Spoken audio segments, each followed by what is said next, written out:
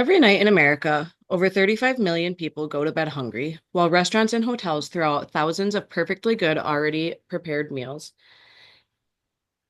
That's just not inefficient, it's unacceptable.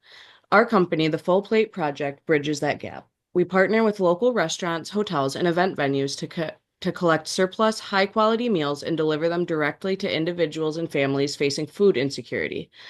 It's a simple idea: reduce food waste, feed the people. I became privy to this idea while I was working in the banquets department for Hilton Hotels. I watched dozens, sometimes hundreds of fresh, hot, quality meals get thrown away every single day. On my walk to my car after clocking out, I would pass many people experiencing homelessness asking for change or food, knowing that I just saw them throw away hundreds of pounds of food a few blocks away. This never sat right with me, which is why the Full Plate Project is here to provide a solution. Here in America, an estimated 47.4 million people face food insecurity annually. If you take a look inside of your child's standard 30-student classroom, six of his or her peers are going home tonight unsure if they will be fed a meal before bed or if they will have to go to bed hungry again. While this is happening, the restaurant three doors down just threw away 30 pounds of food at closing time. It is estimated that 30 to 40% of America's food supply goes to waste each year, which comes out to be roughly 145 billion meals. This is absolutely unacceptable and something needs to change. Our solution at the Full Plate Project is to partner with local restaurants and hotels for donations of already prepared meals to provide the community for free or very low cost based upon the sliding scale at our food bank. All right, so our target audience is people with low and unstable income or people that are homeless and experience food insecurity daily. They often lack stable housing or consistent income and struggle with access to nutritious meals.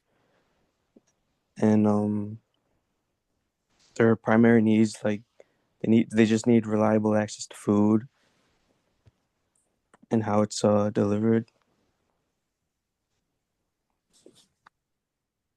As for our competitive analysis, the two main organizations that are somewhat on par with what we're doing are Feeding America and Food Rescue US. Feeding America is a nationwide food bank network sourcing from grocery stores and manufacturers. And Food Rescue US is a tech-based platform that connects donors with volunteers to deliver surplus food. The limitations of these two organizations is that Feeding America is focused largely on scales and logistics and less flexibility on a local or individual needs. They're very large scale, big everything. Like they're very large scale and not local or individual really at all. And as for food rescue, there's no direct service to individuals. It just depends on a volunteer delivery system. They prop up a tent wherever kind of thing, and they hand out meals. And those both are just very large scale, not independent, not service to the people that need it. It's just whoever shows up can take advantage of their services. So a little bit about how we're different is that we're starting to a scale model. Pay what you can pricing ensures that everyone can access food with dignity. You know, a lot of places allow people to just walk up and you can take it. And that honestly just feels like a handout, and that can sometimes be degrading, and that might stop people from getting the help that they need. You can pay for what you want. Pricing ensures that everyone can access food with dignity. It's not a handout. It allows people to feel dignified and um, have some like I've already said, some dignity in this service. We're also going to be a lot more local than these big scale guys. We're going to be sourcing directly from hotels, restaurants, bakeries, a lot of quality food on the daily from local places. A lot of time, the food banks get canned foods or just extra supplies for meals. We're legitimate meals from bakeries and stuff like that. So it's much more healthy option as compared to the other guys. That's just a handout.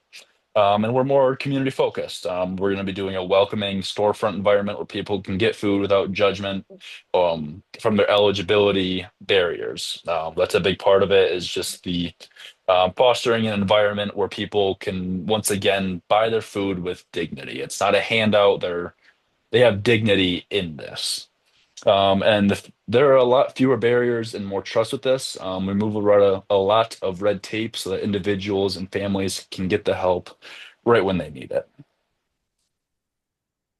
As for our primary research, the research objectives were to understand local food insecurity, get a gauge of food banks and their scaling models, measure openness to restaurants, how open they would be to donating meals, along with exploring businesses that would be open to donating food, and then identify barriers and food safety concerns that would come along with something like what we're doing. The research methods that we used varied, but the two that we'll be talking about today will be of a survey that include 10 plus individuals with food insecurity experience. And then there was also an interview with a local restaurant worker, a banquet worker from Fire Rock Grill, which is a restaurant right in the Grand Rapids area. We did a interview with them on this. And the tools that we used for this were just basic Google Forms for the survey. And then the interview questions were primarily focused on food waste, donation interest, and the logistical issues that would come with supporting something like this. So our interpretation of what we found is that strong community interests in sliding scale food bank. A lot of places, I mean, they are aware, managers are aware of how much food they get rid of, and oftentimes they're disappointed by it. I mean, um, food insecurity is a big thing nowadays, and everyone's aware of it. I mean, you could ask any manager and be like, "Yeah, we have a bunch of stuff left at the end of the night. It would be great if we could, instead of just throwing it in the trash, get it to someone that really needs it." As for food safety and legal clarity, those are essential for these businesses to buy in. A lot of places want to do it, but they need to know, like, is this legal? Are they going to get in trouble? Like, it's leftover food. They don't want to be liable for someone getting sick off of it.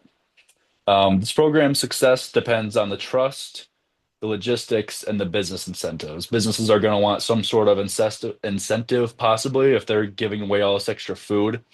Some businesses might be more inclined to help us out if there's some sort of incentive. The interview that was conducted with a Fire at Grill employee said that they, on the daily, dispose of 5 to 20 pounds of food, depending on their banquet. And they're open to donating with legal protection and safe storage of these foods. But they just need clear safety and regulations and a consistent pickup schedule. They don't want this food um, sitting out for an extended period of time that can create issues. And I talked to the manager, and they said that they could be motivated, or businesses might be motivated by a tax incentive or some sort of social media recognition. As for the survey, 70% experienced food insecurity, 80% would use a sliding scale food bank, 50% would be very comfortable with donating meals. But the primary concern, understandably, is the safety and quality of these leftover meals. All right.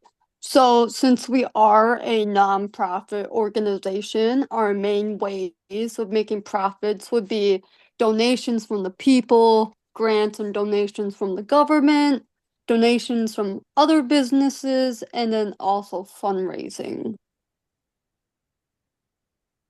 And then some ways to make our business known to the public and like get out there. We would make social media accounts to advertise our message and our goals. We would also make a website so people can learn more about us. Collaborate with other food banks to build community with those food banks. Um, we would also reach out to local media outlets with news about our businesses. That way, like, our business can like spread worldwide. We could host events, and by hosting events, this could help us build relationships with the people in our community. Um, and then if money is good, if it's flowing, we can get some billboards up to also help advertise our food bank.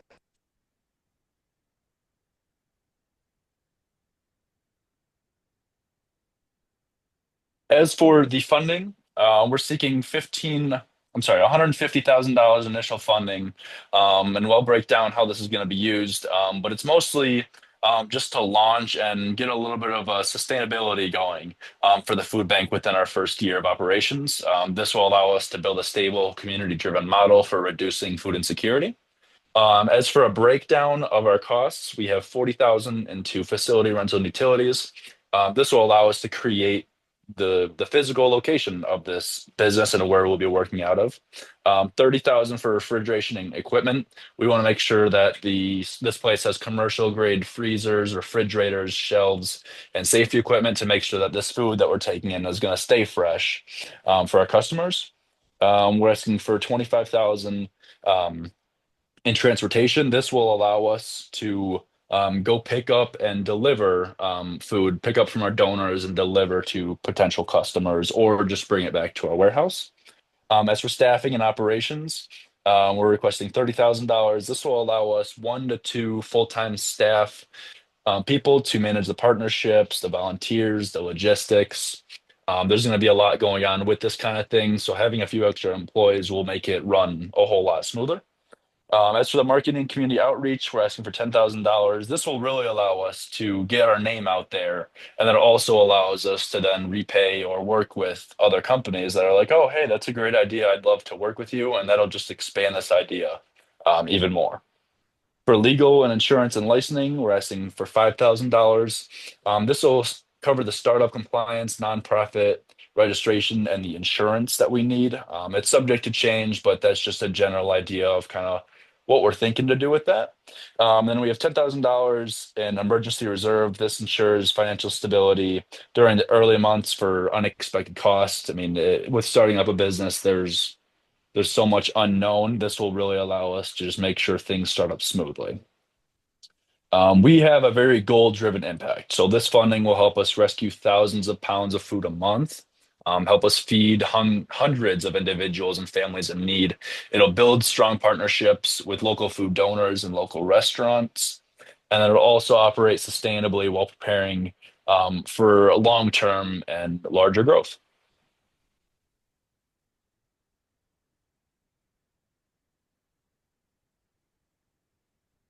And that is all. Thank you very much for listening to our presentation.